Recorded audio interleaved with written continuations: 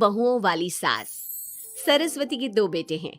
बड़े बेटे राम की शादी रज्जू से हुई है और छोटे बेटे श्याम के लिए लड़की देखने का सिलसिला जारी है। एक दिन रज्जू की माँ का फोन आता है और उसकी सास फोन उठाती है। हेलो, कौन बोल रहा है? दूसरी तरफ फोन पर रज्जू की माँ लीलावती बोलती है। हेलो समधन जी, मैं लीलावती बोल रही हूँ, रज्जू की माँ। अरे नमस्कार समधन जी, कैसी हो? बहुत दिनों के बाद याद किया आज। यहाँ पर तो सब कुछ ठीक है, बस मेरी तबीयत थोड़ी खराब है। अगर बुरा न मानो तो एक बात बोलूं? अरे कैसी बात कर दी आपने समधन जी, आपकी बात का बुरा क्यों मानना, बोलिए बोलिए। मेरी कुछ दिन से तबीयत ठीक नहीं है और यहाँ पर मेरी देखभाल करने वाला कोई नहीं। क्या आप रज्जू को कुछ दिन के लिए मेरे पास भेज सकती हैं? ठीक है, हम रविवार को रज्जू को छोड़ जाएंगे। इतना कहकर सरस्वती फोन काट देती है और अपनी बहू को आवाज लगाती है। रज्जू, ओ रज्जू, जल्दी यहाँ आना तो। क्या हुआ माँ जी, कुछ चाहिए था क्या? अरे नहीं, कुछ नहीं चाहिए। अभी तुम्हारी माँ का फोन आया था, उनकी कुछ दिन से तबीयत खराब है, वो तुम्हें बुला रही है। राम को फोन करके कह दे कल की 2 ट्रेन की टिकट करा देगा, मैं भी जाऊंगी तुम्हारे साथ। इतना सुनते ही रज्जू राम को फोन करके सारी बात बताती है और 2 टिकट के लिए बोल देती है। शाम को खाने के टेबल पर सब रज्जू के जाने की बात करते हैं। तब रज्जू का देवर श्याम कहता है, भाभी आज बहुत खुश लग रही हो, मायके जाने की इतनी खुशी, उफ।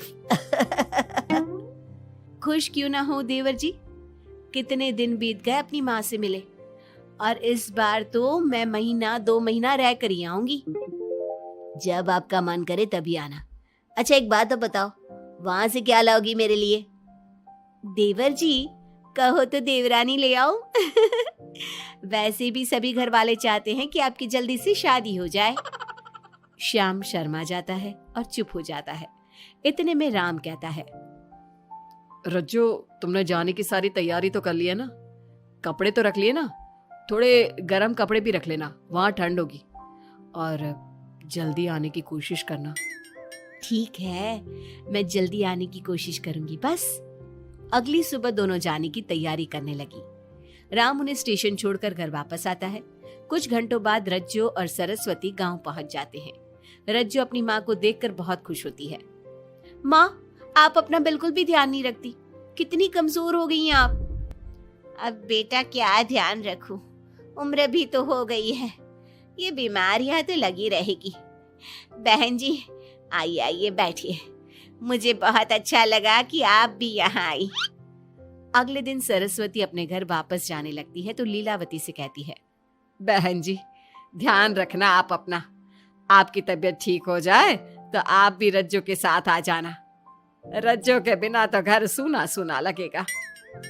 अब सरस्वती अपने घर आ गई और घर की सारी जिम्मेदारी भी उस पर आ गई। एक दिन वो कपड़े धोकर छत पर सुखाने जाती है। बाल्टी में से टपकता पानी सीढ़ियों को गीला कर देता है और नीचे उतरते समय रज्जू की सास यानी कि सरस्वती देवी का पैर फिसल जाता है और वो गिर जाती है। ओह, अरे मेरी माँ मर गई, मेरा पैर तो गया। लेकिन घर में कोई नहीं था। सरस्वती जैसे तैसे अपने आप को संभालती जाकर कुर्सी पर बैठती है। वो अपनी बहू के बारे में सोचती है, अगर रज्जू होती तो मुझे संभाल लेती और घर भी संभाल लेती। अब घर के काम कौन करेगा, मैं डॉक्टर के पास कैसे जाऊं, बहुत दर्द हो रहा है। जब राम और श्याम घर आते हैं तो अपनी माँ की ऐसी हालत देखकर वो जल्दी से डॉक्टर को बुलाते हैं। डॉक्टर सरस्वती के पैर पर पट्टी बांधता है और उसे आराम करने की सलाह देता है। राम कहता है, माँ आप बस आराम करो, मैं रज्जू को खबर कर देता हूँ, वो कल ही यहाँ आ जाएगी। अरे रहने देना बेटा, उसकी माँ की तबीयत ठीक नहीं है, कुछ दिन में वो खुद ही आ जाएगी, उसे परेशान मत कर। माँ अब हमें श्याम की भी शादी कर देनी चाहिए, कभी घर में कोई ऐसी परेशानी आती है तो कोई तो होगा घर संभालने वाला। आप और रज्जू की घर के काम काज में मदद भी हो जाएगी। कुछ समय बाद श्याम की शादी सीमा से हो गई। लेकिन सीमा ने तो आते ही घर में क्लेश शुरू कर दिया। वो छोटी छोटी बातों पर लड़ती और उसे देखकर रज्जू का भी बर्ताव बदल गया। एक दिन सीमा सुबह उठने में लेट हो गई और रज्जू ने नाश्ता बना दिया। सभी अपने अपने काम पर चले गए। जैसे ही सीमा अपने कमरे से आई तो रज्जू ने कहा, तुम साफ सफाई कर लो, मैं कपड़े धोने जा रही हूँ, जल्दी काम हो जाएगा। रज्जू की बात सुनते ही सीमा आग बबूला हो गई और कहने लगी, आज मैं उठने में लेट क्या हो गई? आप मुझ पर हुक्म चलाने लगी। मुझसे कोई इस तरह से बात करी है मुझे बिल्कुल भी पसंद नहीं है। अरे सीमा, ये किस तरह की बात कर रही हो तुम मुझसे? मैंने कोई हुक्म नहीं दिया तुम्हें। मैं तो बस काम को जल्दी खत्म करने की बात कर रही हूँ। उन दोनों की नोक झोंक सुनकर सरस्वती बाहर आ जाती है और दोनों को समझाती है। शाम को सब एक साथ खाना खाने लगे। लेकिन खाने के बाद जब सब अपने कमरे में चले जाते हैं और खाने की टेबल पर थाली यूं ही छोड़ देते हैं, सरस्वती को ये देखकर बहुत गुस्सा आता है। वो दोनों बहुओं को बुलाकर कहती है, तुम सब खाना खाकर चले गए, अब ये बर्तन कौन उठाकर रखेगा? मेरे लिए छोड़कर गई हो सारा काम। तुम दोनों को शर्म नहीं आती? अब दोनों बहुएं एक दूसरे के ऊपर बात टालते हुए फिर लड़ने लगी। ये देख सरस्वती परेशान हो गई। उसने दोनों को डांटा और उन्हें अपने कमरे में भेज दिया। सरस्वती ने जूठे बर्तन धोए। कुछ दिन इसी तरह चलता रहा। अब दोनों सास की नजरों में एक दूसरे को गिराने में लग गई। माँ जी, जब भाभी फोन पर बात कर रही थी ना, तो कह रही थी मैं अपने मायके चली जाऊंगी तो देखते हैं कि कौन काम करता है, और ये हम सबकी बुराई कर रही थी वो। बहू, किसी की बात चुपके से सुनना गलत है ना? तुम आज के बाद ऐसा मत करना। अब तुम जाओ, मैं रज्जू को समझा दूंगी। सरस्वती ने रज्जू से बात करके उसे समझा दिया, लेकिन रज्जू को अपनी देवरानी पर बहुत गुस्सा आया। अब वो भी सीमा की चुगली अपनी सास से करने लगी। अगले दिन रज्जू अपनी सास के कमरे में जाती है और कहती है, मैंने सीमा को बात करते सुना था। वो देवर जी से कह रही थी कि अगर हम लोग अलग कहीं रहे तो हम ज्यादा खुश रहेंगे, रोज रोज की लड़ाइयों से भी बचेंगे। सरस्वती को इस बात पर गुस्सा तो बहुत आया, लेकिन उसने कुछ कहा नहीं। जब दोनों बहुओं को लगा कि सरस्वती उनकी बातों में नहीं आने वाली, तो उन्होंने रिश्तेदारों और पड़ोसियों से एक दूसरे की चुगली करना शुरू कर दिया। जब सरस्वती को ये बात पता चली तो उसने इनकी लड़ाई को शांत करने का उपाय निकाला। रज्जो, सीमा, यहाँ आओ दोनों। दोनों अपनी सास के पास आती हैं। कल मैं घर में हवन करवा रही हूँ, तुम पड़ोसियों और रिश्तेदारों को आने के लिए कह दो और हवन की सारी तैयारी कर लो। हवन का दिन आ गया। पंडित जी रामायण का पाठ करने लगे।